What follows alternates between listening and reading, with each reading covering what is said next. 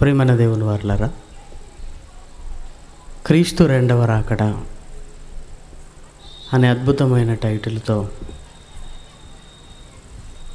యేసుక్రీస్తు మరలా ఈ భూమి మీదకి రాబోతున్నాడన్న సందర్భాలను ఆలోచించటం అనేది మన నిరీక్షణను దృఢపరుచుకోవడానికి, నిరీక్షణను స్థిరపరుచుకోవడానికి చాలా అవసరం. ముందు వర్తమానంలో మనం విన్నట్టుగా యేసుక్రీస్తు ఈ భూమి మీదికి రావటం అది రెండవసారి. ఎన్నో ఆలోచనలతో కూడుకుంది. అది ప్రకృతికి సంబంధించి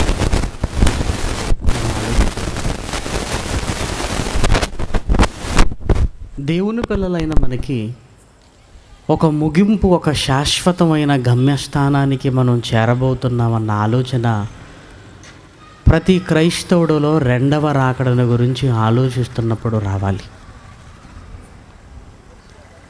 మొదటి శతాబ్దంలో యేసుక్రీస్తు మాటల్లోనే తన రెండవ రాకడను గురించి అనేక సార్లు ప్రస్తావించినట్టుగా బైబిల్లో మనకు కనపడుతుంది. పాత నిబంధన గ్రంథంలో యేసుక్రీస్తు మొదటి రాకడను గురించి ఇంచుమించు సమూయేలు మొదలుకొని అందరూ ప్రవక్తలు ప్రవచించారు. యేసుక్రీస్తు మొదటిసారి ఈ భూమి మీదకి రాబోతున్నాడనే విషయం. అంటే పాత నిబంధన గ్రంథంలో యేసు మొదటి రాకడను గురించి కూలంకషంగా రాయబడిన ఎన్నో సందర్భాలు మనకు కనపడతాయి. యేసుక్రీస్తు భూమి మీదకి వచ్చిన తర్వాత క్రొత్త నిబంధనలో రెండవ రాకడను గురించిన అనేకమైన సందర్భాలు మళ్ళీ రాయబడుతుంటాయి. ఇక యేసుక్రీస్తు భూమి మీదకి వచ్చిన తర్వాత ఆయన మరణ సమాధి పునరుత్థానములలో మనిషికంటూ ఒక నిరీక్షణనిచ్చి నేను మరలా వస్తానని చెప్పి మహనీయుడు పరలోకానికి వెళ్ళిపోయాడు. ఇది చదువుతున్నప్పుడు, వింటున్నప్పుడు క్రైస్తవులుగా మనకెలాంటి ఆలోచనలు కలుగుతున్నాయో తెలియదు, కానీ యేసుక్రీస్తు మాటలను అపోస్తలులు చాలా సీరియస్గా తీసుకున్నారంటే. ఒక మాటలో చెప్పాలంటే యేసుక్రీస్తు మాటలకి శిష్యులు చాలా ప్రభావితం అయ్యారు. ఆయన మాటలకి. ఎందుకంటే మొదటి రాకడలో ఆయన భూమి మీద ఉన్న 33.5 సంవత్సరాల కాలంలో, ఆయన పరిచర్య చేసిన 3.5 సంవత్సరాల సుమారు కాలంలో ఆయనతో ఉన్నవారు, ఆయన మాటలు విన్నవారు, ఆయన మాట్లాడుతున్న ప్రతి మాట శిష్యులను చాలా ప్రభావితం చేసిందని బైబిల్ బట్టి మనం చూడగలం.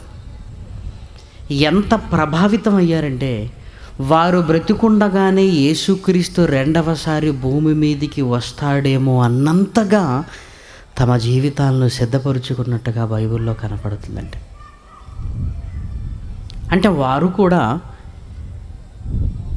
2000 సంవత్సరాలైనా యేసుక్రీస్తు ఇంకా రాడు అన్న భావన వారికి లేదండి. మేము బ్రతికుండగానే యేసుక్రీస్తు భూమి మీదికి వస్తాడేమో అన్న భావనే శిష్యులలో కనపడేది. అందుకే పౌలు గారు రాస్తున్నప్పుడు కూడా ఇదిగో మా తరంలో ఆయన రాడు అన్న నిర్ణయాన్ని ఆయన చెప్పలేదు, కానీ యేసుక్రీస్తు రాకడ ఇదిగో మనం బ్రతికున్నప్పుడే వస్తుందేమో అని తనను కూడా కలుపుకుంటూ రాసిన, పరిశుద్ధాత్మ ప్రేరణతో రాసిన మాటలు చూస్తుంటే రెండవ రాకడ మేము ఉండగానే జరిగిపోతుందన్న ఆలోచన వారికి ఉందంటే ఆ రాకడను గురించి చాలా ఎదురు చూసిన వారుగా మనం అర్థం చేసుకోగలం. అందుకే బైబిల్లో రాయబడిన ఒక మాట చూడండి. కొరింథీయులకు రాసిన మొదటి పత్రిక 15వ అధ్యాయము. కొరింథీయులకు రాసిన మొదటి పత్రిక 15వ అధ్యాయము 50-51 వచనాలు దయచేసి చూడండి. సహోదరులారా, నేను చెప్పున్నది ఏమనగా రక్తమాంసములు దేవుని రాజ్యమును స్వతంత్రించుకొననేరవు. క్షయత అక్షయతను స్వతంత్రించుకొనదు. ఇదిగో మీకొక మర్మమును తెలుపుచున్నాను, మనమందరము నిద్రించము గాని నిమిషములో ఒక రెప్పపాటున కడబూర మ్రోగగానే మనమందరము మార్పు పొందుతుము. మృతులు లేస్తారు యేసుక్రీస్తు రెండవసారి భూమి మీదికి వచ్చినప్పుడని చెబుతూనే పౌలు గారు ఏమంటున్నారంటే, మనము యేసుక్రీస్తు వచ్చే సమయానికి ఈరోజు వచ్చాడు అనుకోండి, ఇదిగో సజీవులమై ఉండు మనము మృతులలాగా వాళ్ళ పరిస్థితి కాదు కానీ ఒక రెప్పపాటున మనము మార్పు పొందుదుము అన్నాడంటే పౌలు గారి ఆలోచన ఏంటో తెలుసా? నేను బ్రతికుండగానే యేసుక్రీస్తు రెండవసారి భూమి మీదికి వస్తాడేమో అనుకున్నాడంటే రావాలన్నంత కోరిక ఆయనకు ఉందండి పౌలు గారికి. అంటే యేసుక్రీస్తు వస్తానన్న మాట వాళ్ళు ఎంత సీరియస్గా తీసుకున్నారో ఈ మాటలను బట్టి మనకు అర్థం కావాలి. వచ్చేస్తాలేండి అనుకోలేదు. ఆయన రావాలి అన్నంత బలమైన ఆలోచన వారికి ఉందండి. రెండవ రాకడ కొరకు ఎదురు చూసిందండి మొట్టమొదటి శతాబ్దపు క్రైస్తవ్యం. తెస్సలోనికలకు రాసిన పత్రికలో కూడా చూడండి, అపోస్తలుడైన పౌలు గారు తెస్సలోనికలకు రాసిన మొదటి పత్రిక 4వ అధ్యాయము 16వ వచనాన్ని దయచేసి చూడండి. 16వ వచనం, ఆర్భాటముతోను ప్రధాన దూత శబ్దముతోను దేవుని బూరతోను పరలోకము నుండి ప్రభు దిగివచ్చును. క్రీస్తునందుండి మృతులైన వారు మొదట లేతురు, ఆ మీదట సజీవులమై నిలిచియుండు మనము అంటున్నాడు. అంటే పౌలు గారు మృతులైన వారు మొదట లేస్తారు, ఆ తర్వాత మరి బ్రతికున్న మన సంగతి ఏంటని మీరు ఆలోచిస్తున్నారని తనను కూడా కలుపుకుంటున్నాడంటే యేసుక్రీస్తు తాను బ్రతికుండగానే రెండవసారి ఈ భూమి మీదికి వస్తాడనే ఒక అపేక్ష, ఆలోచన, దాని కొరకు సిద్ధపడి ఉన్నట్లుగా కనపడుతున్నాడండి పౌలు గారు. 2000 సంవత్సరాలు అవుతుందిలేండి, మొన్ననే వెళ్ళాడు కదా, ఎందుకు వస్తాడులేండి అన్న ఆలోచన వారికి లేదంటే యేసుక్రీస్తు మాటల్ని వాళ్ళు చాలా సీరియస్గా తీసుకున్నారు వాళ్ళు. ఇక యేసుక్రీస్తు కూడా తన మొదటి రాకడ ముగింపులోనికి వెళుతున్నప్పుడు తన రెండవ రాకడ గురించి ప్రస్తావించటం ప్రారంభించాడు. తన రెండవ రాకడ గురించి శిష్యులను కూర్చోబెట్టుకున్నాడు. తను రెండవసారి ఈ భూమి మీదకి రాబోతున్నానన్న సందర్భాలు చెప్పినప్పుడు శిష్యులు ఆలోచించటం ప్రారంభించారు. ఇప్పుడు వెళ్ళిపోతున్నానంటున్నాడు, మళ్ళీ వస్తానంటున్నాడు. ఇప్పుడు వెళ్ళిపోవటం ఎందుకు, మళ్ళీ రావటం ఎందుకు అని ఆ మాటలను శిష్యులు చాలా సీరియస్గా తీసుకున్నారండి. ఏదో యేసుక్రీస్తు ఏదో మాట్లాడుతున్నాడు లేండి అనుకోకుండా వాళ్ళలో ఎన్నో ప్రశ్నలు ఉదయించాయి. యేసుక్రీస్తు రెండవ రాకడ గురించి మాట్లాడుతున్నప్పుడు ఇదిగో ఆయన మరణానికి వెళ్ళటానికి ముందు తన రెండవసారి భూమి మీదకి రావటాన్ని గురించి ప్రస్తావించినప్పుడు శిష్యులు వాటిని గురించి యేసుక్రీస్తుని అడగాలి, అసలు ఏంటి ఈ రెండవ రాకడ అన్న ఆలోచన వారికి ప్రారంభమైంది. ఆ మాటలు కూడా చూడండి. యోహాను సువార్త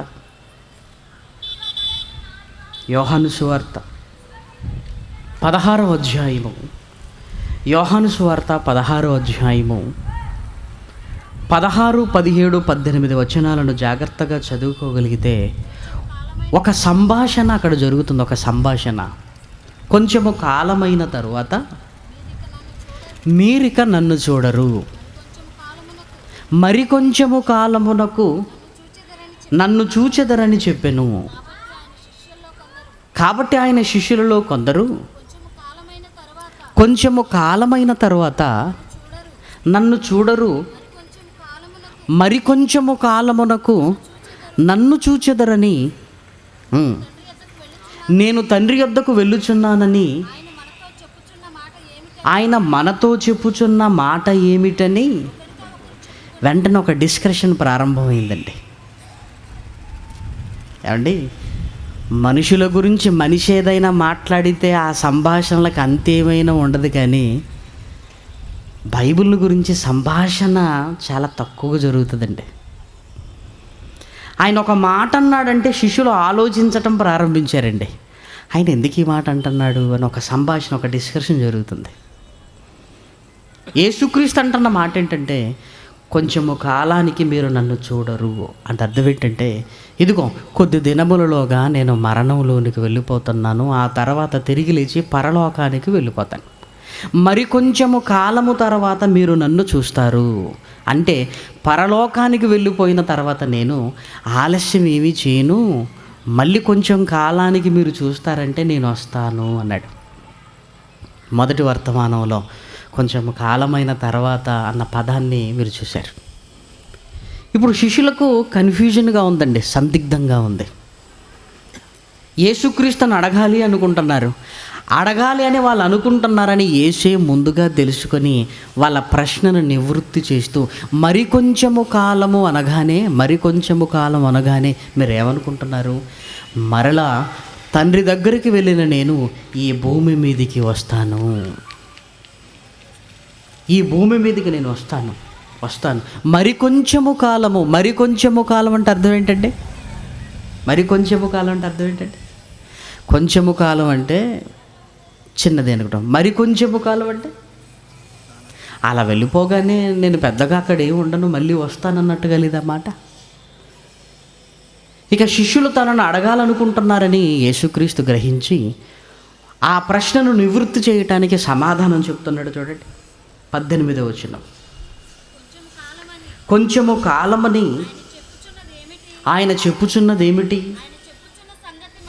ఆయన చెప్పుచున్న సంగతి మనకు తెలియదని చెప్పుకొనిరి.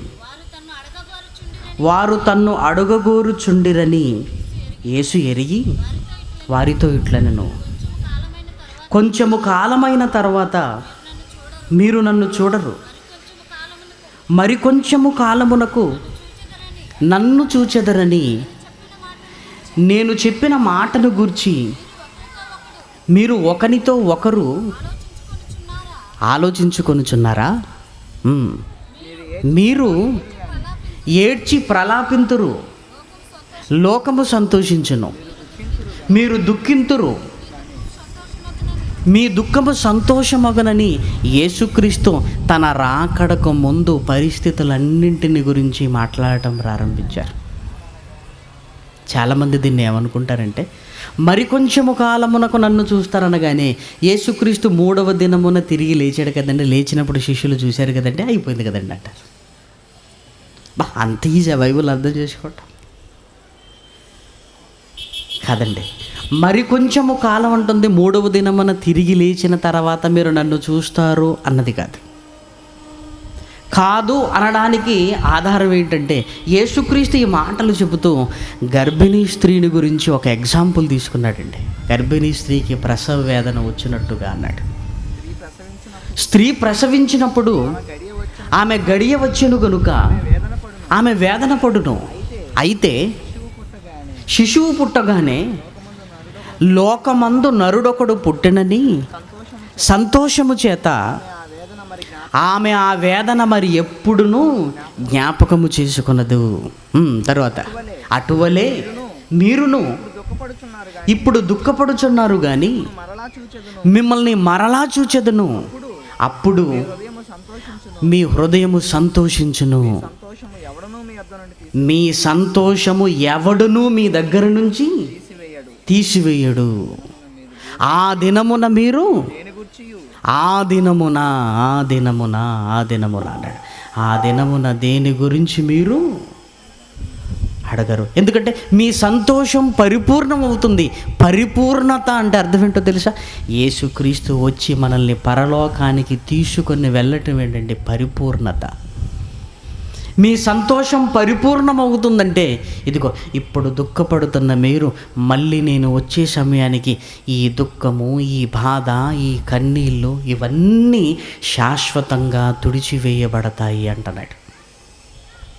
ఇప్పుడు దయచేసి మీరు ఆలోచించగలిగితే, యేసుక్రీస్తు 3వ దినమున తిరిగి లేచిన తర్వాత వారి సంతోషం పరిపూర్ణమైపోయి ఇంకా వాళ్ళకి కష్టాలు నష్టాలు ఏమీ లేవా? ఆ రోజు నుంచి శిష్యుల జీవితాన్ని చూస్తుంటే అపోస్తల కార్యంలో ఎన్నో కష్టాలు నష్టాలు అనుభవించిన చరిత్ర ఇంకా కొనసాగుతూనే ఉందండి. కానీ ఆ దినమేర మీరు నన్ను చూసినప్పుడు మీ సంతోషము పరిపూర్ణమవుతుందంటే మరణించి తిరిగి లేచిన తర్వాత చూస్తారని కాదు, కానీ నేను మళ్ళీ ఈ భూమి మీదికి వచ్చినప్పుడు మీరు నన్ను చూస్తారు. అందుకే యేసుక్రీస్తు తన రాకడను గురించి సమయాన్ని గురించి మాట్లాడుతూ గర్భిణీ స్త్రీకి ప్రసవ వేదన వచ్చిన ఆ సందర్భాన్ని చూపిస్తాడు. అదే ఎగ్జాంపుల్ చూపిస్తాడు. బిడ్డ పుట్టగానే తల్లి బాధను ఎలా జ్ఞాపకం చేసుకోదో, నేను రాగానే ఇంకా మీ బాధలు మీరు జ్ఞాపకం చేసుకోరు. కానీ నేను వచ్చేంత వరకు మాత్రం మీకు కష్టాలు నష్టాలు, నేను వచ్చే సమయం వరకు మీకు ఇబ్బందులు బాధలు. బిడ్డ పుట్టగానే తల్లికి ఎలా బాధ ఉండదో, ఇదిగో నేను ఈ భూమి మీదికి వచ్చే సమయం వరకు మీకు కష్టాలు నష్టాలు బాధలు, నేను వచ్చేసాను అనుకోండి మీరు చాలా సంతోషంగా ఉంటారు అని యేసుక్రీస్తు తన 2వ రాకట్ను గురించి చెబుతున్న సందర్భం. అంటే శిష్యులకు కాస్త అవగాహన కలుగుతుంది. అంటే రాకడకు మునుపు ఒక పోరాటమే మనం చెయ్యాలన్నమాట. లోకానికి వ్యతిరేకంగా మనం ఉంటాం. ఇదిగో మీరు దుఃఖిస్తారు, లోకం నవ్వుతుంది అన్నాడు. అంటే లోకానికి వ్యతిరేకంగా ఉంటుందన్నమాట మన జీవితాలన్నీ. శిష్యులు నెమ్మదిగా యేసుక్రీస్తు రాకడకు మునుపు తమ పరిస్థితులు ఎలా ఉంటాయో ఆలోచించుకోవటం ప్రారంభించేశారు. ఏమంటే అంతటితో ఆగలేదండి వాళ్ళు. ఇక యేసుక్రీస్తు వెళ్ళిపోయే సమయానికే ఆ రాకడను గురించిన అనేకమైన సందర్భాలు తెలుసుకోవాలన్న ఆశ ఆలోచన వారికి కలిగింది. అందుకే యేసుక్రీస్తు ఇక మరణానికి వెళ్ళిపోతుందని అనగా వాళ్ళు దేని గురించి అడగటం జరగలేదు, కానీ యేసుక్రీస్తు రాకడను గురించే అడిగిన సందర్భం అనేది బైబిల్లో మనకు కనపడుతుంది. చూడండి, మత్తయి సువార్త 24వ అధ్యాయము 1వ వచనం నుంచి జాగ్రత్తగా మీరు చూడగలిగితే మళ్ళీ రాకడను గురించిన ప్రస్తావన జరిగింది. మత్తయి సువార్త 24వ అధ్యాయము 1వ వచనం నుంచి జాగ్రత్తగా చదువుకుందాం. యేసు దేవాలయము నుండి బయలుదేరి వెళ్ళుచుండగా ఆయన శిష్యులు ఆ దేవాలయపు కట్టడములు ఆయనకు చూపింపవచ్చిరి. అందుకు ఆయన, నాకు చూపించాలని మీరు అనుకుంటున్నారు, కానీ ఒకటి నేను మిమ్మల్ని అడుగుతున్నారు, మీరైతే చూస్తున్నారు కదా, మీరు చూచుచున్నారు కదా అన్నాడు. తర్వాత ఇదిగో ఈ దేవాలయపు కట్టడాలలో ఉంటున్న రాతి మీద రాయి ఒకటైనను ఇక్కడ నిలిచి ఉండక పడద్రోయబడునని మీతో నిశ్చయముగా చెప్పుచున్నాను అని వారితో అన్నాను. దేవాలయం, యెరూషలేము దేవాలయం ధ్వంసం చేయబడుతుందని చెప్పేశాడు. ఇక 3వ వచనం నుంచి చూడండి, ఆయన ఒలీవ కొండ మీద కూర్చుండి ఉండినప్పుడు శిష్యులు ఆయన యొద్దకు ఏకాంతముగా వచ్చి, యెరూషలేము దేవాలయం ఎప్పుడు కూలగొట్టబడుతుంది, ఇవి ఎప్పుడు జరుగును, మరి కొంచెము కాలం వరకు మీరు నన్ను చూడరు, మరి కొంచెం కాలం తర్వాత చూస్తారన్నారు కదా, 2వ రాకడ అన్నావు కదా, అప్పుడు మా పరిస్థితులు ఎలా ఉంటాయో కొన్ని సంగతులు చెప్పావు కదా ప్రభువా, మాకు ఇంకా సమాచారం కావాలి అని నీ రాకడకును యుగ సమాప్తికి సూచనలేంటి అని అడుగుతున్నారు. అంటే దాని అర్థం ఏంటో తెలుసా? యేసుక్రీస్తు 2వ రాకటను గురించి తెలుసుకోవాలన్న ఆలోచన ఒకనాటి శిష్యులలో ఉందంటారా లేదంటారా? ఉందండి. కానీ ఎందుకో క్రైస్తవ్యంలోనే లేదు. ఆయన వస్తే రానివ్వండి, కానీ ఆయన రాకమునుపు ఇదిగో మాకు ఇది కావాలి అది కావాలనుకుంటున్నారే తప్ప ఆయన రాకడను గురించిన సందర్భాలు ఆలోచించాలన్న తీరిక లేదండి. ఆ ఆలోచన లేదు. పైగా యేసుక్రీస్తు వస్తానని మాటిచ్చాడు అని అపహాసకులు అడుగుతున్నారంటే వాళ్ళకు గుర్తుంది ఏమని? వస్తాడని. వాళ్ళకంటే ముందు ఎవరు అడగాలండి అసలు? మనం అడగాలండి. ఏమంటే యేసుక్రీస్తు వస్తానన్నాడు కదా, ఎందుకు రాలేదు అని మనం అడగవలసిన ప్రశ్నలు మనం అడగటం లేదు. ఎందుకంటే మనకు వచ్చినా ఒకటే, రాకపోయినా ఒకటే. ఆయన అక్కడే ఉండాలి, మనం ఇక్కడే ఉండాలి. అంతేనండి. ఏమంటే యేసుక్రీస్తు మరణించి తిరిగి లేస్తాడని శిష్యులకు జ్ఞాపకం లేదు, కానీ శాస్త్రులకు పరిచయులకు జ్ఞాపకం ఉందండి. వాళ్ళకి రాజు దగ్గరికి వెళ్ళి, ఇదిగో 3వ దినమున లేస్తానని చెప్పాడు అతను, ఆ నయవంచకుడు, అంటే సమాధిని భద్రం చేసుకోపోండి అన్నాడు. శిష్యులకు మాత్రం ఆ ఆలోచన లేదండి, కానీ వారికి ఉంది. చూసారా? రాకడను గురించిన వాగ్దానము ఏమాయను అని అడుగుతున్నారట అపహాసకులు. అంటే వస్తానన్న మాట వాళ్ళు జ్ఞాపకం పెట్టుకున్నారు. వస్తానన్న మాట వాళ్ళు జ్ఞాపకం పెట్టుకున్నారు, అడుగుతున్నారు. ఏమండి, ఎప్పుడైనా ఈ వాగ్దానం ఏమైపోయిందని ఎవరైనా అడుగుతారండి అసలు? ఇది వాగ్దానము, ఇవన్నీ మనకొద్దు. December 31 నైట్ ఏదో ఒకటి తీసుకున్నాం, అది నెరవేరిందండి నా జీవితంలో, సంతోషం అండి. మరి అసలు సీసల వాగ్దానం ఉంది కదా ఒకటి, ఆయన రాకడను గురించిన వాగ్దానము ఏమాయను.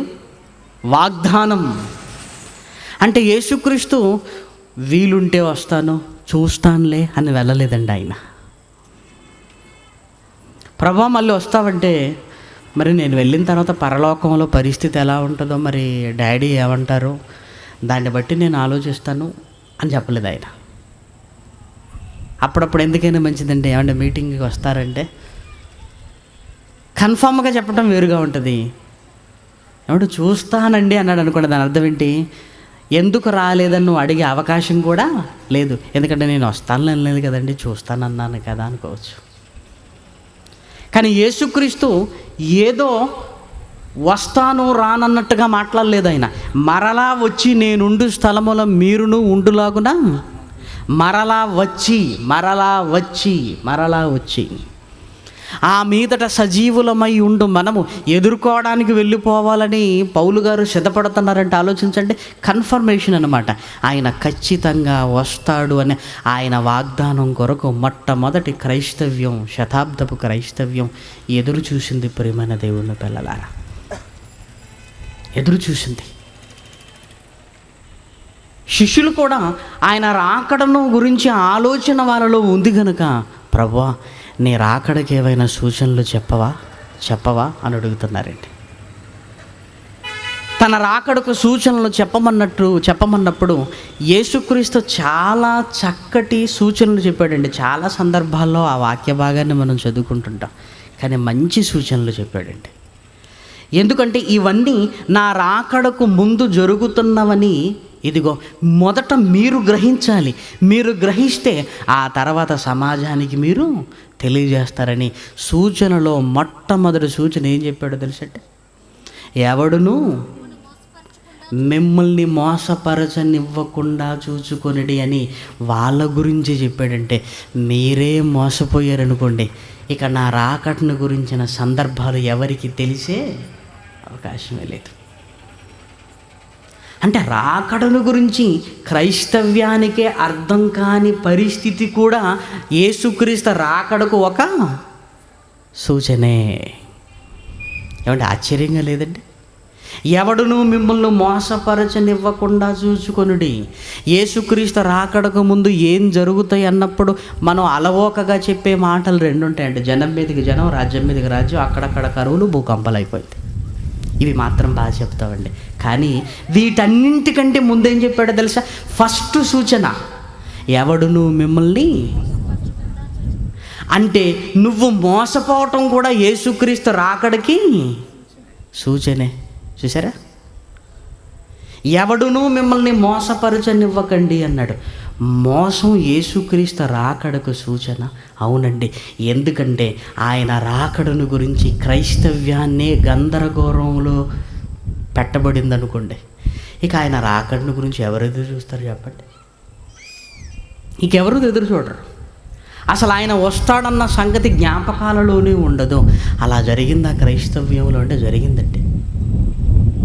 ఇంచుమించండి ఒక 7-8 సంవత్సరాల క్రితం ఒక 2 పుస్తకాలు చూశానండి. అవి ఎవరు రాశారనేది ఇప్పుడు అప్రస్తుతం. కానీ ఆ టైటిల్ మీద బొమ్మల్లో ఏముందంటే యేసుక్రీస్తు రాకడా అని పెడుతూ, ఒక పుస్తకం మీద గల్లా చొక్కా, పాతకాలం లాంటి విలన్స్ కట్టుకునే మంచి లింగి, పెద్ద బెల్ట్ పెట్టేసి బుగ్గన చుక్క పెట్టి ఒక దొంగలాగా తయారు చేసి ఆయన దొంగ వలె వస్తాడు. కింద రెఫరెన్స్. ఆయన ఎలా వస్తాడట? దొంగ వలె వస్తాడని మంచి దొంగ గ్రాఫిక్స్ వేసేసి కింద రాసేసాడు. ఇంకో పుస్తకం ఏంటి? ఆయన పెళ్ళి కుమారుడులా వస్తాడని యేసుక్రీస్తును పెళ్ళి కుమారుడిగా చేసి ఆయనకు ఫుల్గా డెకరేషన్ చేసి ఇదిగో బుద్ధిగల కన్యకులు, బుద్ధి లేని కన్యకుల సందర్భంలో పెళ్లి కుమారుడు వస్తున్నాడని కేక వినిపించింది కదా, ఆ రెఫరెన్స్ రాసేసారండి. అంటే పెళ్లి కుమారుడుగా వస్తాడని ఒక పుస్తకం, లేదు ఆయన ఎలా వస్తాడు? పెళ్లి కుమారుడు అయితే ఆహ్వాన పత్రికలు ఉంటాయి, అలా రాడు. ఆయన ఖచ్చితంగా చెప్పాడు, ఎలా? నేను దొంగ వలె వస్తాను అని దొంగ కెట్టపేశారు. 2 వేరు పుస్తకాలు. ఇక ఈ మధ్యలో ఒకరు దూరిపోయి ఆయన రాకడే అయిపోయింది. మీరు విన్నారా లేదా? వినుంటారండి. మీరు ఎదురు చూస్తున్నారు. అసలు ఆయన రాకడే అయిపోయిందన్న బోధలు కూడా ఉన్నాయి తెలుసా? ఆయన రాకడే అయిపోయింది, ఆయన వచ్చాడు, వెళ్ళిపోయాడు. ఇంకా ఎవరి కోసం మీరు ఎదురు చూస్తున్నారు? విజయవాడలో లేఖనాల పరిశోధన సదస్సు జరుగుతున్నప్పుడు ఒక ఆయన వచ్చి ఇదే వాదనండి. ఆయన వాదన ఏంటి? యేసుక్రీస్తు ఆల్రెడీ వచ్చాడు, వెళ్ళిపోయాడు. ఎవరండి అంటే ఒక ఫోటో చూపించేసాడండి. ఇదిగో ఈయనే. ఆయన చూస్తుంటే చక్కగా సూటు బూటు కోటేసుకొని బిజినెస్ మ్యాన్లా ఆయన ఉంటాడు. ఈయనను చూపిస్తున్నారేంటంటే ఇదిగో రెండవసారి ఈయనలాగే వచ్చాడు ఆయన. మరి ఈయన ఉన్నాడంటే లేడండి, పోయాడండి. నమ్ముతున్నారండి. అసలు చాలా ఆశ్చర్యం వేసిందండి. అలా అని అదేదో చిన్న సంస్థ అనుకోకండి మీరు. దేశ విదేశాలలో ఈ నమ్మకాలు ఉన్నవి ప్రియమైన వారు. దేశ విదేశాలలో ఈ నమ్మకాలు ఉన్నవి. పుస్తకాలు, కరపత్రాలు, ప్రసంగాలు ఫ్రీ అండి. ఏంటంటే వారి నమ్మకం ఏంటంటే ఎందుకైనా మంచిదని వీళ్ళు ఎదురు చూస్తున్న అన్నీ ఈయనే. క్రైస్తవులు ఎదురు చూస్తున్న యేసుక్రీస్తు ఈయనే అన్నారు అంతే. ఏమండి, క్రైస్తవ్యంలో కూడా ఇలాంటి పరిస్థితి వస్తుందని ఒకనాడు ఊహించలేదండి. అసలు యేసుక్రీస్తు రాకడే అయిపోయింది అంటున్నారంటే ఎంతకంటే భయంకరమైన పరిస్థితి క్రైస్తవ్యంలో ఏముంది చెప్పండి. ఇంకా ప్రభువా నీ రాకడకు సూచనలేమో మాకు చెప్పవా? చెప్తాను నాయన, చెప్తాను. అవే ముఖ్యమైనవి. మిమ్మల్ని ఎవడూ మోసపరచకుండా మీరు మోసపోవటమే నా రాకడకు సూచన. క్రైస్తవ్యం మోసాల్లోకి వెళ్ళిపోతుంది, మోసపోతుందంటే అసలు క్రైస్తవ్యానికే క్రీస్తు రెండవ రాకడను గురించిన సంగతులు తెలియదు. ఈ గందరగోళం మధ్య ఏమనుకుంటాడు? వచ్చినప్పుడు చూద్దాంలేండి, ఇప్పుడు టెన్షన్ ఎందుకండి అనుకుంటున్నాం మనం. ఇలా వస్తాడు, అలా వస్తాడు, ఇప్పుడు వస్తాడు, అప్పుడు వస్తాడు, ఇవంతా అబ్బా ఇదంతా తలపోటు ఎందుకండి? ఆయన వస్తాడు అని అన్నారు కదా, వచ్చిన తర్వాత మిగతావన్నీ ఆలోచించేసుకుందామండి అని ఆ రాకడను గురించి మర్చిపోయిందండి ఈరోజు క్రైస్తవ్యం. కానీ యేసుక్రీస్తు మొట్టమొదటి సూచన, ఇది చాలా ప్రాముఖ్యమైన సూచన. క్రైస్తవ్యానికి యేసుక్రీస్తు రెండవ రాకడకు నిరీక్షణ కలిగిన క్రైస్తవ్యానికి చెబుతున్నాడు. ఆ తర్వాత భూకంపాలు, కరువులు అవన్నీ నెక్స్ట్ తర్వాత. ఆ తర్వాత ఎందుకు చెప్పాడో మనం ఆలోచించగలిగితే, ముందు క్రైస్తవ్యాన్ని మేలుకొలపాలని మీరు మోసపోవద్దు. మీరే మోసపోతే ఇక సమాజం అంతా మోసపోవటం చాలా సులువు అన్నాడు. చాలా సులువు. అంటే ముందు బోధపరమైన సూచన చెప్పాడన్నమాట. మోసపోవటం ఏంటంటే ఈ 66 పుస్తకాలలో లేనివి ఇదిగో మీరు వింటారు, అవి నమ్ముతారు. నమ్మారంటే మీరు మోసపోతారు.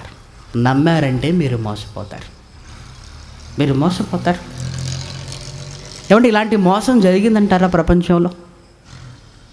చాలాసార్లు జరిగాయండి, చాలాసార్లు.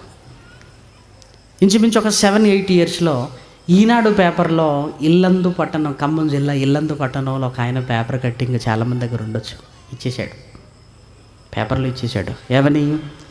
యేసుక్రీస్తు పలాని రోజు పలాని గంటలు పలాని సమయానికి ఇదిగో ఇల్లందుకు దగ్గరగా ఉంటున్న పలాని మనుగురు ఆ పరిసర ప్రాంతాలకు రానున్నాడు. ఎత్తబడాలనుకుంటే తొందరగా బస్ ఎక్కి ఇక్కడికి వచ్చేయండి. మరి ఎక్కువ రాద్దామనుకున్న పేపరోడు ఎంత కాస్ట్ చెప్పాడో తెలియదు, కానీ జిల్లా ఎడిషన్లో రైట్ సైడు ప్రియా పచ్చళ్ళు అని అడ్వర్టైజ్మెంట్ ఉంటుంది చూసారా, ఆ ప్లేస్లో ఇచ్చాడు ఈనాడు పేపర్లో. ఇక ఆసక్తికరమైన విషయం అంటే వివరాలకు సంప్రదించండి అంటే ఫోన్ నెంబర్లు కూడా ఇచ్చాడు. వెంటనే మన వాళ్ళు ఫోన్ చేశారు, స్పందించలేదు. ఇప్పుడు ఒక పేపర్ ప్రకటన ఇచ్చారంటే మీరు ఆలోచించండి. అమాయకత్వం కాదండి, అమాయకత్వం కాదు, అమాయకులు చేసే పనులు కాదు ఇది.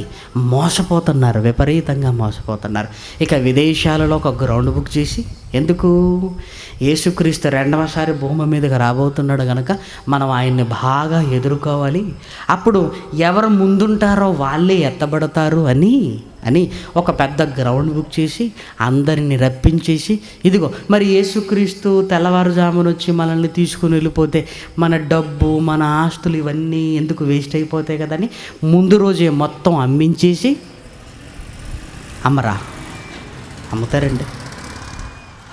అమ్ముతారు ప్రియమైన దేవుని పిల్లలారా, అమ్మేశారు.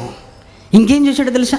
ఆయన వచ్చినప్పుడు గర్భిణీ స్త్రీలు మరి తీసుకెళ్ళాలంటే చాలా బరువుగా ఉంటారు కనుక, ఆ దినమున గర్భిణీ స్త్రీలకు పాలిచ్చు వారికి శ్రమ అన్నాడు కనుక అబార్షన్లు చేయించండి. మోసం చేశారు ప్రియమైన వారలారా. ఉగాండాలో మీకు తెలుసు, ఉగాండాలో జరిగింది. ఆ రోజు దేవాలయానికి ప్రార్థన అందరికీ వెళ్ళారు. ఇదిగో యేసుక్రీస్తు రెండవ రాకడకు సూచనలు కనపడుతున్నాయి. ఆయన వచ్చేస్తాడు. ఆయన వచ్చేస్తే అసలు పరిస్థితి ఎలా ఉంటుందో అసలు మనం తట్టుకోలేము ఆ పరిస్థితుల్ని.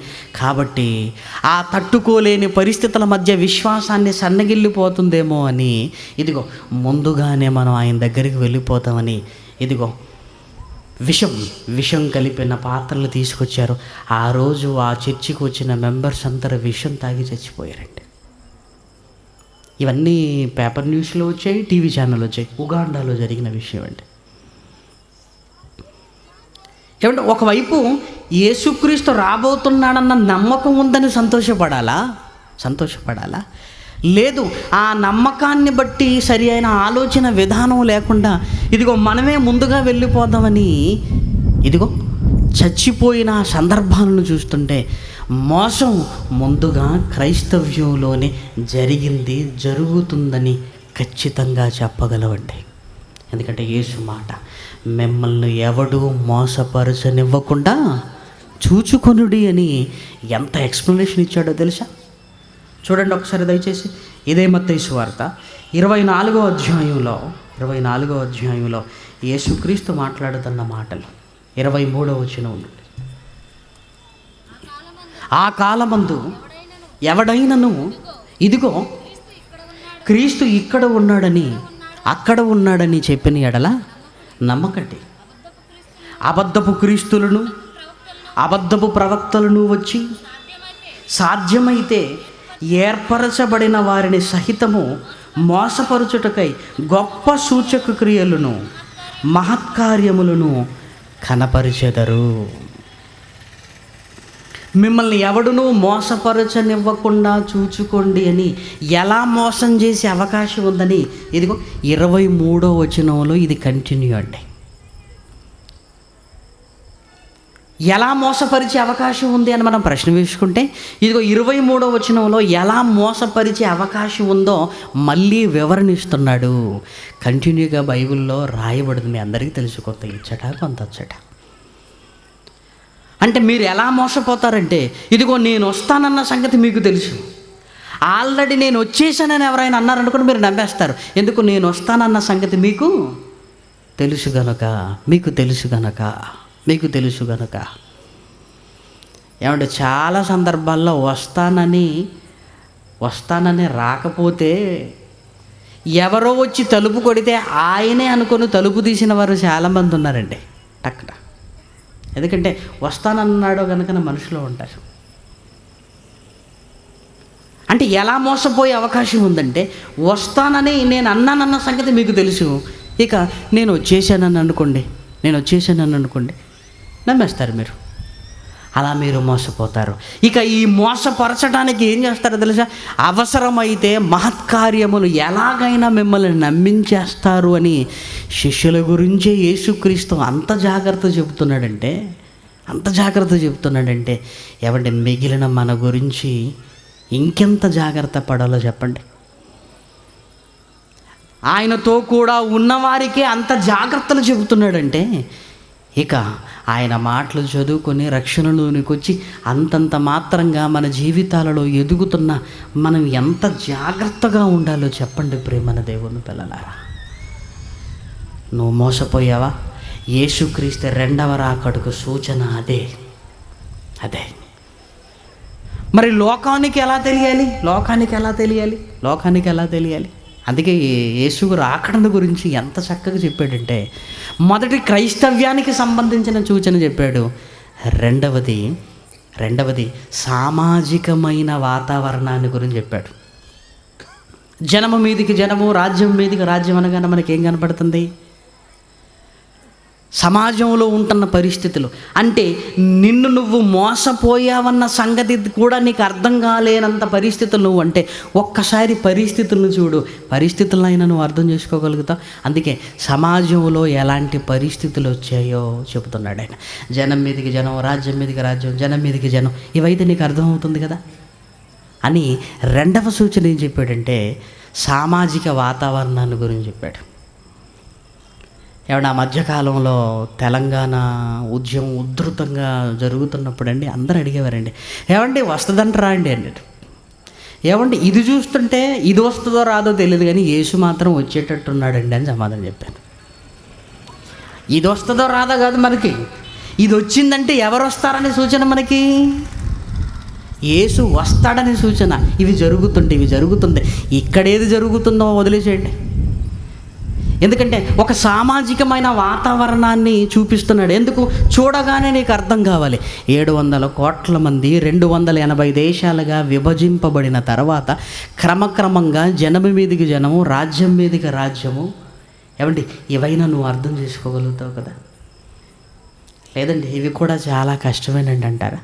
అందుకే మూడవది కదా ప్రకృతికి సంబంధించిన సూచనలు చెప్పాడు.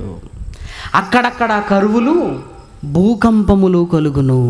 అంటే యేసుక్రీస్తు రాకడను గురించి క్రైస్తవ్యానికి సంబంధించిన సూచనలు చెప్పాడు. క్రైస్తవ్యానికి సంబంధించింది. రెండవది సామాజికమైన వాతావరణాన్ని గురించి చెప్పాడు. సామాజికమైన వాతావరణం. మూడవది ప్రకృతికి సంబంధించిన సూచనలు చెప్పాడు.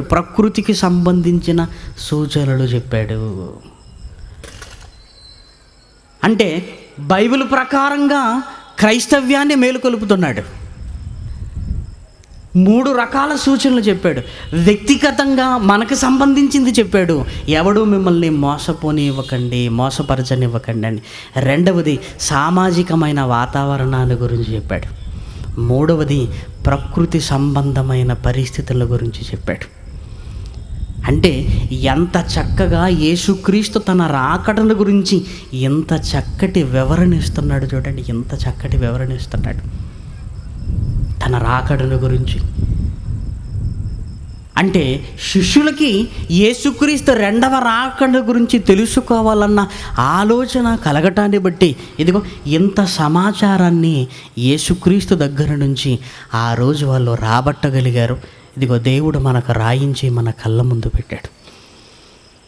ప్రియమైన దేవుని పిల్లలారా, ఒకవైపు యేసుక్రీస్తు వెళ్ళిపోతున్నాడన్న బాధన రెండవసారి భూమి మీదకి వచ్చినప్పుడు ఇదిగో మా సంతోషము పరిపూర్ణం కాబోతుంది అని ఆయన మరికొంచెము కాలమే అన్నాడు గనుక ఆయన త్వరగా వచ్చేస్తాడు. ఇదిగో ఆయన రాకడకు సూచనలను జ్ఞాపకం పెట్టుకొని ఇదిగో మేమున్న కాలంలోనే ఆయన రావాలి, ఆయనతో కూడా మనం కూడా వెళ్ళిపోవాలని ఒక మంచి నిరీక్షణతో బ్రతికిందండి మొట్టమొదటి శతాబ్దపు క్రైస్తవ్యం. కానీ వాళ్ళు మట్టిలో కలిసిపోయారు, చనిపోయారు. వాళ్ళు మంచి నిరీక్షణ కలిగారు. అలా అని చనిపోవటం అంటే ఏదో జరిగిందని కాదు. వాళ్ళ కాలంలో ఆయన రాలేదు. ఆ తర్వాత 2000 సంవత్సరాలు గతిస్తున్నాయి. 2000 సంవత్సరాల తర్వాత మళ్ళీ ఇదిగో క్రైస్తవ్యంలోని మనకు వచ్చాం. మనం ఎలా మారిపోయాం? అసలు యేసుక్రీస్తు రాకట్ని గురించి ఆలోచించి అంత తీరిక లేని వారుగా మారిపోయాం. అందుకే ఈరోజు క్రైస్తవ్యాన్ని గురించి ఆలోచిస్తున్నప్పుడు ఒకనాటి యూదులే గుర్తొస్తారండి మనకి. ఎందుకంటే వాళ్ళకి మొదటి రాకడకు సూచనలు ఉన్నాయి. సమూయేలు మొదలుకొని ప్రవక్తలందరూ చెప్పారండి. ఎంత క్లియర్ ఇన్ఫర్మేషన్ ఉందో తెలుసా? ఎంత క్లియర్ ఇన్ఫర్మేషన్ ఉందంటే యేసుక్రీస్తు ఎక్కడ పుడతాడో తెలుసు, ఎవరికి పుడతాడో తెలుసు, ఎప్పుడు పుడతాడో తెలుసు, ఎందుకు పుడతాడో తెలుసు. ఇంతకంటే ఇంకేమైనా ఇన్ఫర్మేషన్ కావాలా? ఎక్కడ పుడతాడో తెలుసు, మీకా గ్రంథంలో ఉంటున్నమాట. ఇదిగో బెత్లెహేము ఎఫ్రాతా అంటే బెత్లెహేములో పుడతాడు. ఎవరికి పుడతాడు తెలుసు, కన్య మరియ గర్భమున భూమి మీదకి వస్తాడు. ఇదిగో కన్యక గర్భవతి అయి కుమారుణ్ణి కనును. ఎందుకు పుడతాడో తెలుసు. ఎందుకు పుడతాడు? ప్రజలను విమోచించుటకై పుడతాడు ఆయన. ఏ పరిస్థితుల మధ్య పుడతారు? రోమా సామ్రాజ్యపు పతన దశలో ఉంటున్నప్పుడు చేతి సహాయం లేకుండా వేయబడిన రాయి. పరిస్థితులు కూడా తెలుసు. ఏమండి, ఎంత క్లియర్ ఇన్ఫర్మేషన్ ఉన్న తర్వాత కూడా యేసుక్రీస్తు పుట్టుకను తెలుసుకోగలిగారో చెప్పండి?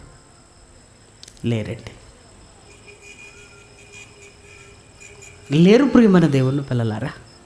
ఏమండి, కన్యక గర్భవతి అయింది అన్న సమాచారం వినగానేనండి అవమానించడానికి చూశారే తప్ప లేఖనాలలో ఎక్కడో ఒక దగ్గర ఈ మాట రాయబడిందన్న ఆలోచన ఎందుకు రాలేదండి వాళ్ళకి?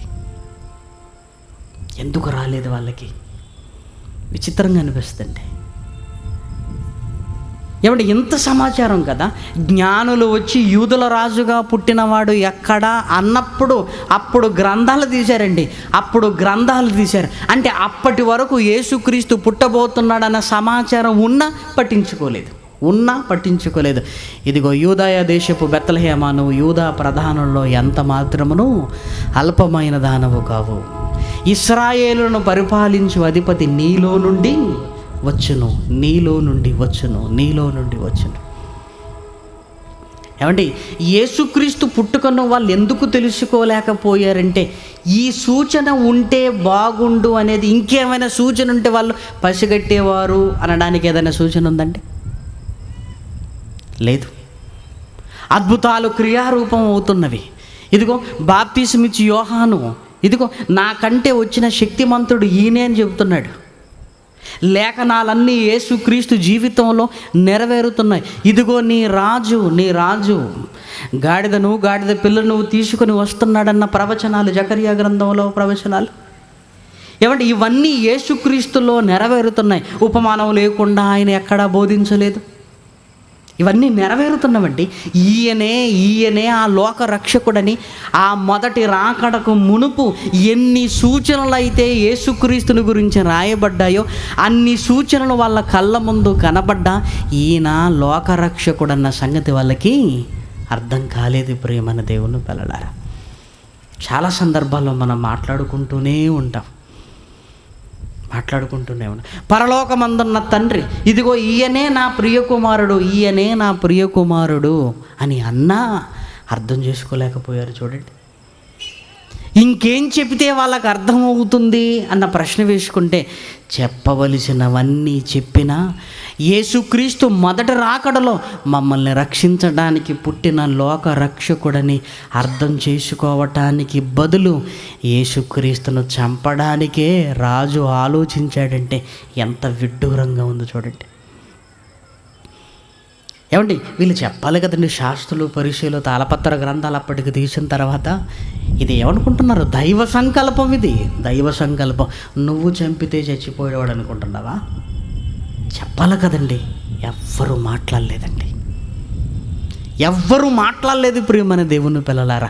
కానీ ఈ సూచనలన్నీ తెలియకపోయినా ఒక నక్షత్రం తూర్పు దిక్కున వెలవగానే ఒక మహనీయుడు పుట్టాడని వీళ్ళు వచ్చేసారండి.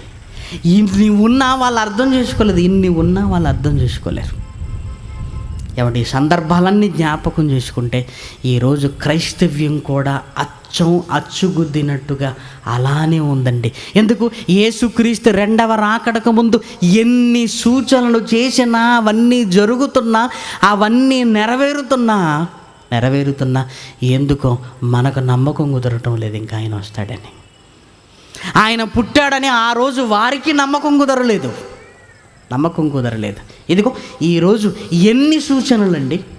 క్రైస్తవ్యంలో మోసం జరుగుతుందా, జరగటం లేదా? చెప్పండి, జరగటం లేదా? చాలాసార్లు మోసపోయాం మనం. నువ్వు మోసపోయావు అనటమే రెండవ రాకడకు సూచన. ఎన్నోసార్లు చూసాం కదా. జనం మీదికి జనము. టీవీ ముందు కూర్చుంటే అంతర్జాతీయ వార్తలు ఒక్కసారి చూడండి. ఏ దేశాల మధ్య సఖ్యత లేదండి. ఒక దక్షిణ కొరియా, ఉత్తర కొరియా ఎప్పుడు సై అంటే సై అన్నట్టుగా ఉన్నాయండి. యుద్ధమేఘాలు అన్నాడు, యుద్ధమేఘాలు కొట్టుకోవడానికి రెడీగా ఉన్నాయండి. ఒక చైనా టిబెట్ వివాదం అండి, ఇప్పటికీ ముదుగుతూనే ఉందండి. పాకిస్తాన్ ఇండియా గొడవ ఎప్పుడు రగులుతున్న కుంపటే. ఒక రష్యా చెచెన్యా మధ్య గొడవ ఎప్పటికీ ఆరని కాష్టమే, ఎప్పటికీ ఆరిపోదండి. ఇవి సరిపోలేదన్నట్టుగా దేశాల మధ్య గొడవలు, రాష్ట్రాల మధ్య గొడవలు, జిల్లాల మధ్య గొడవలు, గ్రామాల మధ్య గొడవలు. ఇవన్నీ దేనికి?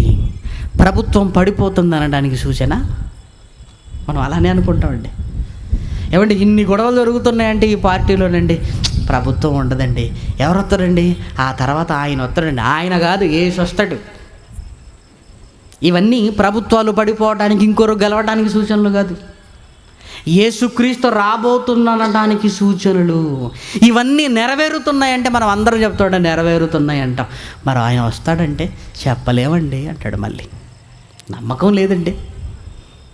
ఆనాడు యూదులు ఎన్ని చెప్పినా యేసుక్రీస్తుని ఎలా పట్టుకోలేకపోయారో, ఆయన నమ్మలేకపోయారో, ఆయన నమ్మకుండా ఎలా సిలువనెక్కించారో, ఎన్నో సూచనలు మన కళ్ళ ముందు జరిగిపోతూనే ఉన్నాయి. అయినా భయం రాదేంటండి? ఏ ఒక్కరోజైనా రాత్రి పడక ముందు అమ్మో తెల్లవారగానే యేసుక్రీస్తు వస్తాడేమో అనుకుంటామండి. మనం రాడు అని నిద్రపోతామండి. మనం అంత కన్ఫర్మేషనా? అంత ఖచ్చితమా? రాడండి అసలు ఆయన. బ్రదర్, రేపు యేసుక్రీస్తు ఒకవేళ వస్తే మనం కలవం బ్రదర్. మరి కలవం. ఆయన రాకడ ఆలస్యం అయితే రేపు పొద్దున కలుసుకుందాం అంటే ఆయన రాకడను గురించి అంతగా రేపు వస్తాడేమో అన్నంత అపేక్ష కలిగిన వారు ఎవరున్నారండి? అంత అపేక్ష కలిగిన వారు ఎవరున్నారు చెప్పండి? సూచనలు కళ్ళ ముందు జరుగుతున్నాయి ప్రియమైన దేవుని పిల్లలారా. ఏమండి, ప్రతి రోగానికి కొన్ని లక్షణాలు ఉంటాయి. ప్రతి రోగానికి డాక్టర్ దగ్గరికి వెళ్ళగానే ఆయనకు పలాని రోగం మనకు ఉందని ఆయనకు డౌట్ వచ్చిందనుకోండి, కొన్ని లక్షణాలు అడుగుతాడండి. ఏంటి, నీరసంగా ఉంటుందా ఈ మధ్యలో? అవునండి, నీరసంగా ఉంటుంది. ఎందుకు అడుగుతున్నాడంటే ఇవి సూచనలు. అది నీకుందేమో అనటానికి ఇవి సూచనలు అండి. అది నీకుందేమో ఒకటి అనుకున్నాడు మనుషులో, సూచనలు అన్నమాట. ఎంత తిన్నా బాగా ఆకలి అవుతుందా? నిజమేనండి డాక్టర్ గారు, గంట కాగానే ఏమవుతుందో మళ్ళీ గంట కొడుతుంది. నిజమేనంటే నిజమే. ఇలా సూచనలన్నీ ఓకే అంటున్నాం అనుకోండి, అప్పుడు చెప్తాడండి ఇదిగో ఇది కన్ఫర్మేషన్ అంటాడు. ఏమంటే వీటన్నిటి గురించి బాగుంటుందండి మనకు ఆలోచన. మనం కూడా అప్పుడప్పుడు బాగోలేదనుకోండి, ఇది ఉందేమో అన్న అనుమానం వస్తుంది. దానికి సూచనలు మన శరీరంలో కనపడుతున్నాయి కనుక, శరీరంలో కనపడుతున్నాయి.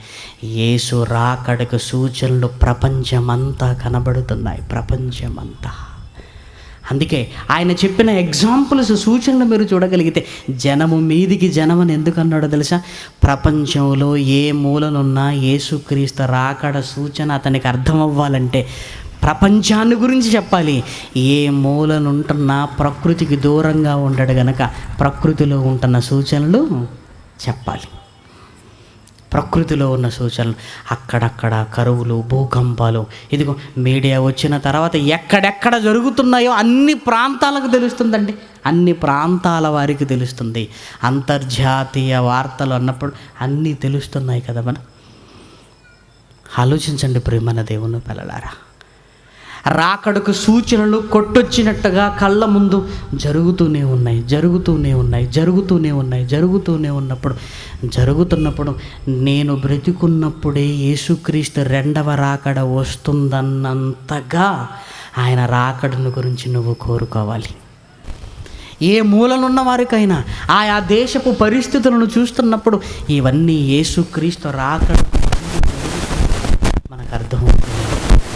అన్నీ కాకపోతే ఒకవేళ నువ్వు క్రైస్తవుడు అయితే మోసం జరుగుతుందని ఈరోజు క్రైస్తవ్యం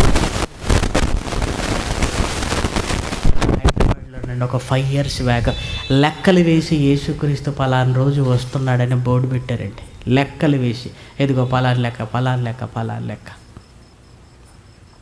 జరుగుతుంది. ఇటువైపు మోసం జరుగుతుంది, అటువైపు ప్రేమరాహిత్యం కనపడుతుంది. ఒకవైపు ప్రకృతిలో చూస్తుంటే కరువులు, భూకంపాలు నిత్యము మన కళ్ళ ముందు కనబడుతూనే ఉన్నాయి. ఏదో ఒకటి పలకరిస్తూ యేసుక్రీస్తు వస్తాడని చెప్పి వెళ్ళిపోతూనే ఉంది.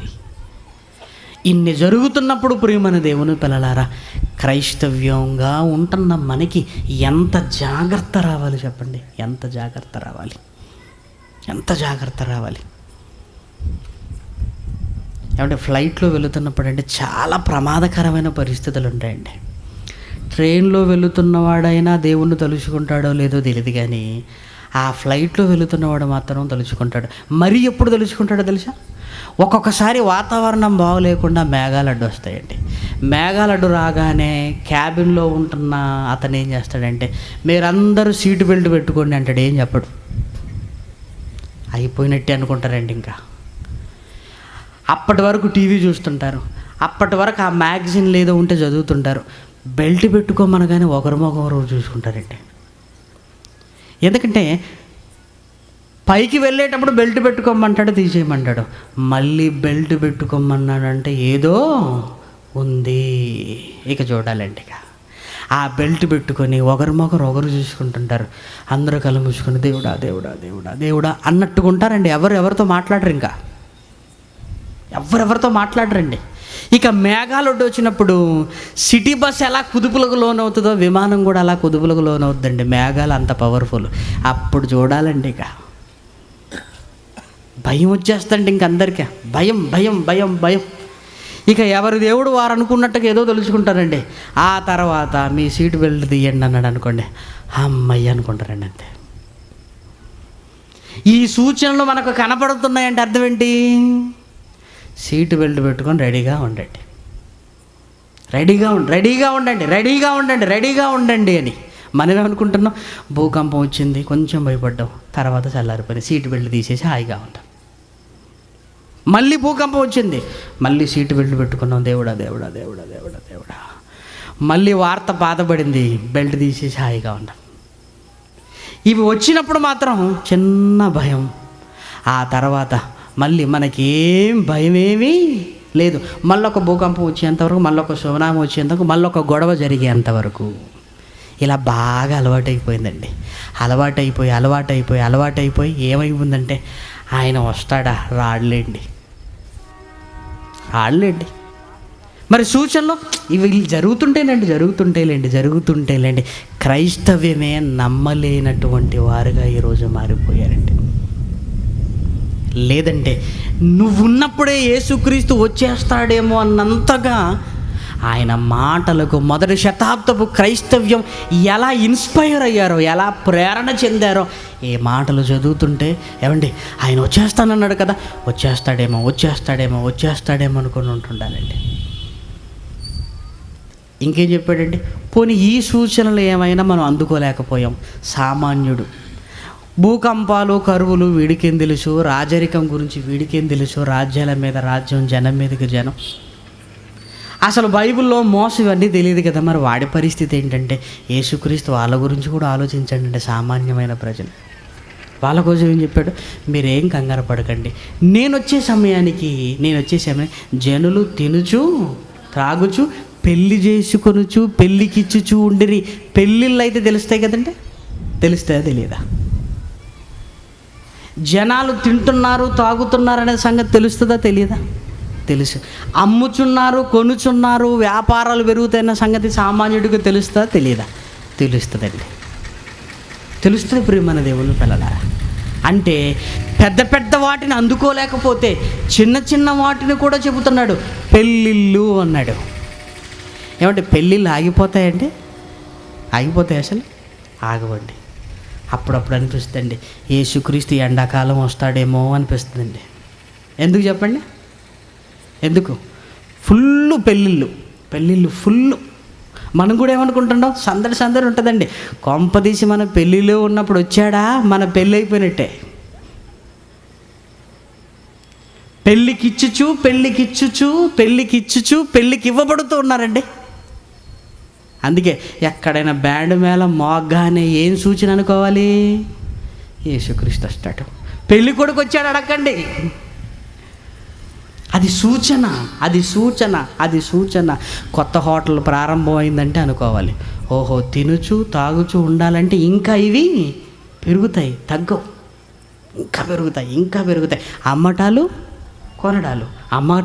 కొనడాలు, రియల్ ఎస్టేట్ కూడా చాలా పెరుగుతుంది అన్నమాట. అమ్మో, చాలా సూచనలు ఉన్నాయండి. సామాన్యునికి కూడా కళ్ళకు కట్టినట్టుగా అర్థమయ్యే సూచనలు చెప్పాడు. చూసారా? ఏమండి ఇప్పుడు ఏమీ జరగటం లేదు చెప్పండి, ఏమీ జరగటం లేదు. ఇవన్నీ మన కళ్ళ ముందు జరుగుతున్నాయా లేదా? జరుగుతున్నాయి ప్రియమైన దేవుని పిల్లలారా. అలాగైతే యేసు వస్తాడన్న నమ్మకం ఎంత బలంగా నీకు ఉండాలి చెప్పు. మనం చచ్చిపోయే సమయానికి ఆయన వస్తాడేమో అన్నంత బలంగా ఉండాలి ప్రియమైన దేవుని పిల్లలారా. ఈ సూచనలను బట్టి జాగ్రత్త పడాలి, ఈ సూచనలను బట్టి మేల్కోవాలి, ఈ సూచనలను బట్టి సిద్ధపడాలి. అందుకే యేసుక్రీస్తు ముందుగా ఎన్నో రకాలుగా మనిషిని హెచ్చరిస్తూ అనేకమైన సూచనలు చెప్పాడు. ఒకనాటి యూదుల్లా ఉండకూడదు మనం. అంత సమాచారం ఇచ్చినా యేసుక్రీస్తును తెలుసుకోలేని వారున్నారు. ఇదిగో రెండవ రాకడను గురించి నీకు సమాచారం ఇవ్వబడింది ముందస్తుగా సూచనలు. తెలుసుకోలేని గుడ్డివారుగా మనం ఉండకూడదు ప్రియమైన దేవుని పిల్లలారా. అందుకే ఈ 24లోనే నోవాహు కాలపు జలప్రలయము, సొదొమ గొమొర్రా నాశనాన్ని గురించి ముందు పరిస్థితుల గురించి ఇదే 24వ అధ్యాయంలో రాయబడింది. అది కూడా చూద్దాం. చూడండి, మత్తయి సువార్త 24వ అధ్యాయం చూడండి, 37వ వచనం. నోవాహు దినములు ఎలాగూ ఉండెనో మనుష్య కుమారి రాకడయును అలాగే ఉండును. జలప్రలయమునకు ముందడి దినములలో నోవాహు ఓడలోనికి వెళ్ళు దినము వరకు వారు తినుచు త్రాగుచు పెళ్లి చేసుకొనుచు పెళ్ళికి ఇవ్వబడుచుండ్రి. ఇవన్నీ సూచనలే ప్రియమైన దేవుని పిల్లలారా, ఇవన్నీ సూచనలే. కాబట్టి ఇవన్నీ కనపడుతున్నప్పుడల్లా యేసుక్రీస్తు రాకడ జరుగుతుందని ఇదిగో నిర్ధారించుకోగానే సరిపోదు. దానికి ముందు నిన్ను నువ్వు సిద్ధపరుచుకోవాలి. ఎలా సిద్ధపరుచుకోవాలో రేపటి దినం మాట్లాడుకుందాం.